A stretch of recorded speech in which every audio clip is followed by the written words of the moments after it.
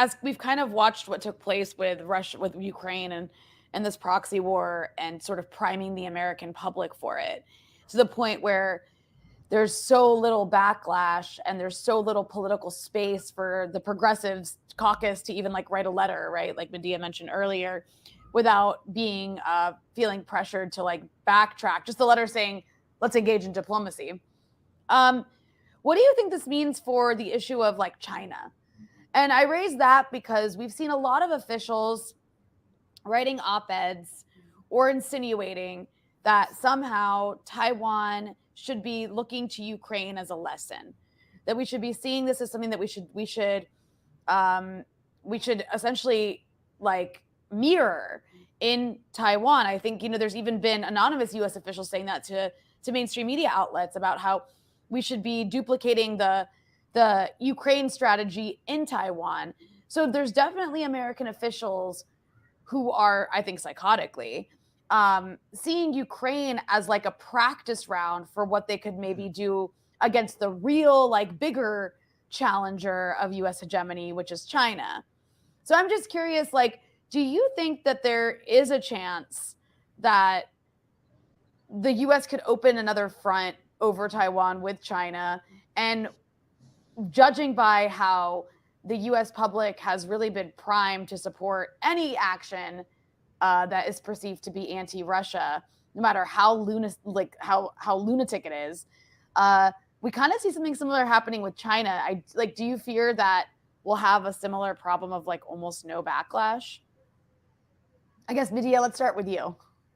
Oh, I was going to say, let's start with Ann because she's in the thick of things where she Actually, is. that's true. Actually, geographically speaking, I mean, the Hawaii is essentially, stolen land that we call America that is used as like essentially a U.S. military base to project power in the Asia Pacific. So yeah, go ahead, Ann. You take it first. Well, actually, yeah, it is true. I mean, when you look at the U.S., what the U.S. is doing in Asia and the Pacific, it is provoking, as we did for provoking Russia on the issue of Ukraine. We're provoking China on Taiwan. We're provoking the North Koreans.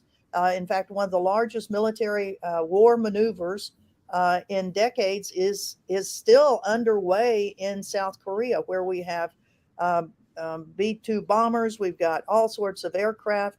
And the North Koreans are responding saying, well, you bunch of idiots, what are you trying to do? Make us, send more missiles, practice missiles and things like that.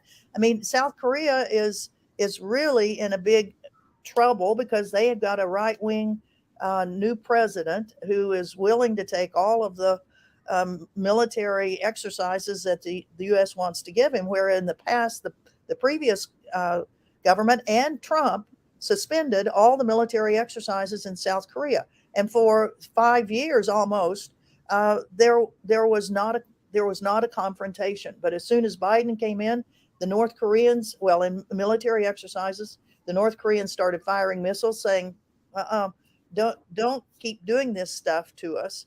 On Taiwan, it's the same thing. I mean, the provocation of the mainland Chinese by the huge numbers of U.S.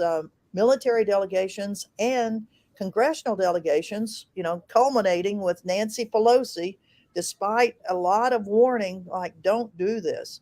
Well, the Chinese, they have been the naval confrontations that are going on, where the U.S. has had aircraft armadas, which each aircraft has 10 vessels that are around it and submarines.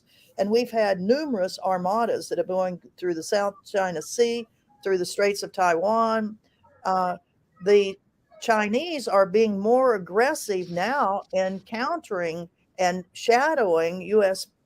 naval armadas. They're shadowing them with ships also. And just today, here's an announcement that the Chinese are inaugurating champagne on the bows of 22 new ships. So it's like they're saying, this is our front yard. This is where we live. You guys are doing to us kind of what you've done to Europe for all these years. And the whole issue of NATO, a North Atlantic Treaty Organization, that is a full partner with the U.S. and Ukraine.